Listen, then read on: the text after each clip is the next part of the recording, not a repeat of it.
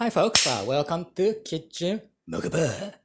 So today I'm going to show you Hambaagu, Japanese style beef patty. So basically, the history of Hambaagu is the origin was 1882, and it actually came from the Germans, the Hamburg in Japanese. And at the time, it was called as a Minchball or German steak, and then the word Hamburg got kind of very popular in 1937, and also Ishii's hamburger in 1970. This became very popular menu among the families. How did I get these ideas? I just went to Wikipedia. Orgy. Yeah, I liked the Event Horizon's crazy orgy scene, and also Southpark parody that one. And also the band Orgy had a great song, what was it, Odyssey, I think. Okay, so let's get this party started. Alright folks, what we need. 85% lean is fine, of course ground beef. 70 is not good, ideally 90.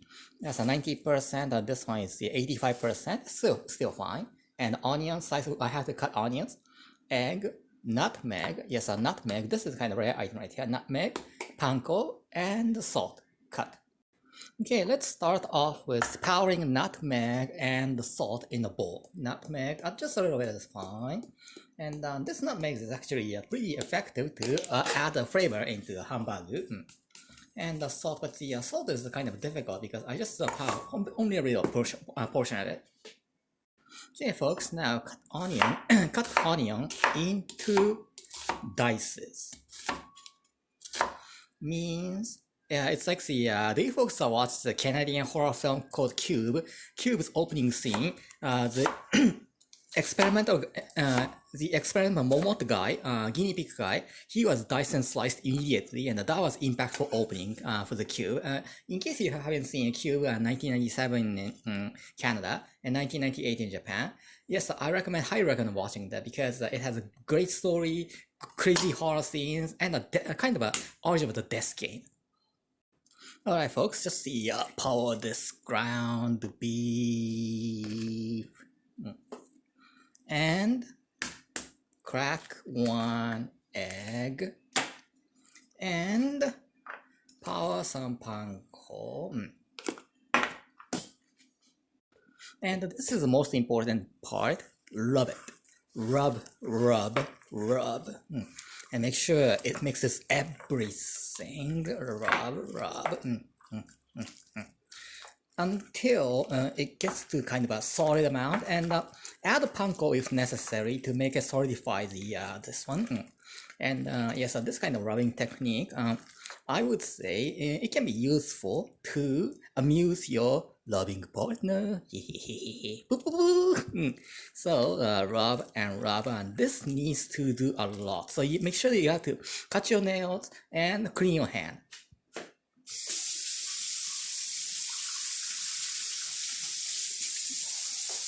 Cut. And take out about 100 grams. 100 grams is a little bit difficult to calculate by eyes. Maybe around this one, maybe this one can be 100 grams. So make sure to make it frap. Make it thin. Like this. Like this. Yeah, this is the kind of a moment that you love making those Hambaagu. It's like the playing with clay. When I was a kid, I used to play with clay. This washing hands process is so annoying, but now, wrap it.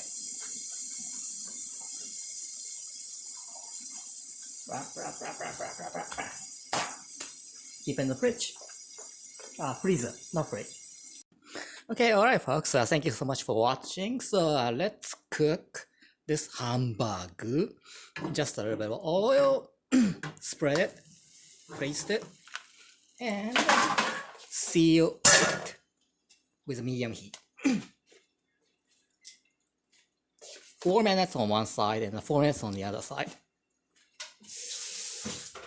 And I need this we call hera. Hera is like a turnover thing. We usually use this one too, or this one to use okonomiyaki to flip over like this. I will show you how to make okonomiyaki some days, okay, because it's very easy to make. And I think many of my folks want to know how to make okonomiyaki. It's delicious, and also it can have those arrangements and such. But yes, I'm very thankful to my folks who got to know me on Twitter and right now Twixter. I have no idea how to say. But yes, I kind of met there are so many great writers and we exchange opinions and very constructive people, creative people. That's why the interview segment I do. Yes, I will resume that one very soon. And because I have three writers, promising writers, soon to publish the books awaiting, and I really want to talk to them. I think they are Americans, I think. The one person was Bulgaria. She lives in Bulgaria, so my interview become very international thing. Yes, if I didn't start my Twitter under my real name and real identity, I don't think I could have expanded my relationship with other people with this big, this solid, this great. Okay, 2 minutes passed. So I'm pretty much thankful to everyone who's watching this video and who kind of like me pretty well. And I try to do my best to entertain you folks. And because the one thing is that in my Twitter, I do not post any negative things. Even though I find something discomforting, kind of hate, I try not to post that kind of thing because it's just annoying. I almost say S word. Oh, Kuso! Kuso means S word in Japanese. Maybe I have to reduce the heat a little. I think this one's too kind of wait. You see, I like this kind of story. Okay, so sorry to change the language code right now. はい、日本の皆さん、どうもこの動画見ていただいてありがとうね。いつも感謝してますよ。本当にもうね。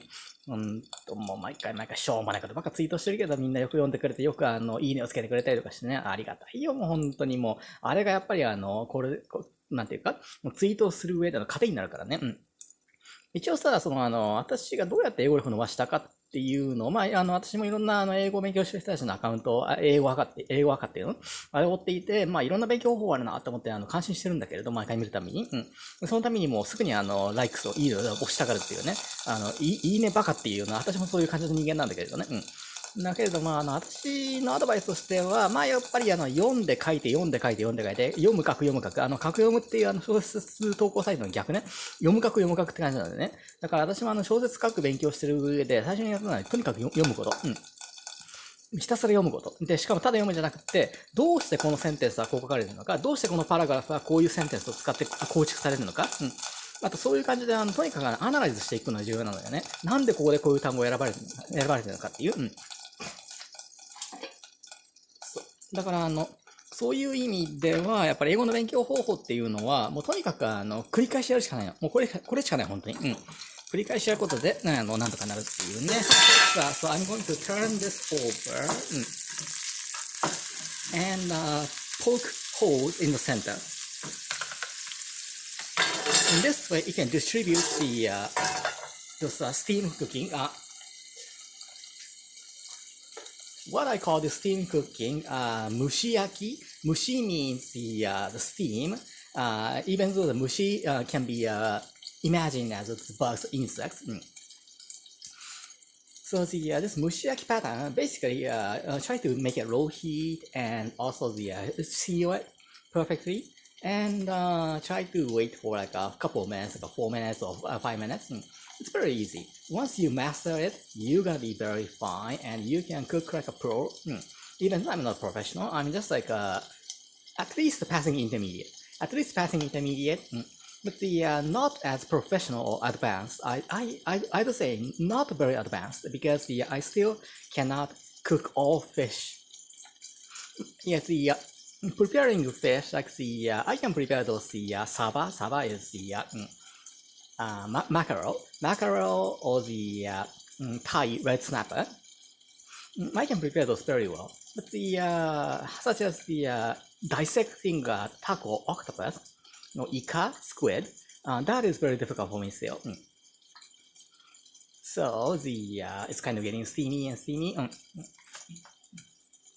Oh yeah, the way I improve my English skill is the listening skill. Especially, I listen to Kevin and Bean show a lot, especially in the podcast. Even though I still listen to the program, 10 years ago's program, because 10 years ago, 2014, still I got a lot of those great ideas from the talk and interview segment. And one time they discussed about what kind of a word that make you disgust, and word moisture turned very the subject of the disgusting words that we don't want to hear. Yeah, moisture. That word sounds kind of eerie and creepy. I understand what they're talking about. Okay, so it's getting good. 1 minute left. So now I'm wearing this mitten, kitchen mitten. Oh, look at this color. Looks great. Now place it. Flip it. Oh, I think this looks getting pretty good. So that's just poke on the center and keep pressing and making into high heat.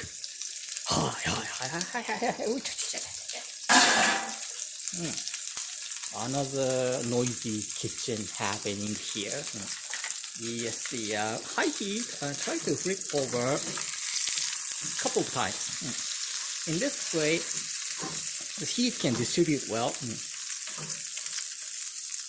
Okay, this looks good. Oh, by the way, I'm kind of cooking the Trader Joe's French fries, and Trader Joe's French fry pretty tastes good despite it's frozen.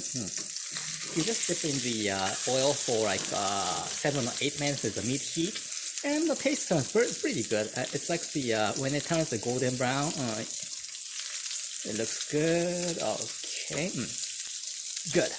Cut fire and place it into it's what we call a tray. Tray is a cooking tray. Not a tray, it's a bath stove. Okay, cut. Alright, folks. Shredded cabbage, macaroni salad, green pasta, and Trader Joe's fries, and I place this Hambaagu on center, and I prefer placing the shredded green onions like this, and just simply soy sauce. So, how's this? Looks pretty gorgeous, huh? Okay, thank you so much for watching. Yeah. Hambaagu!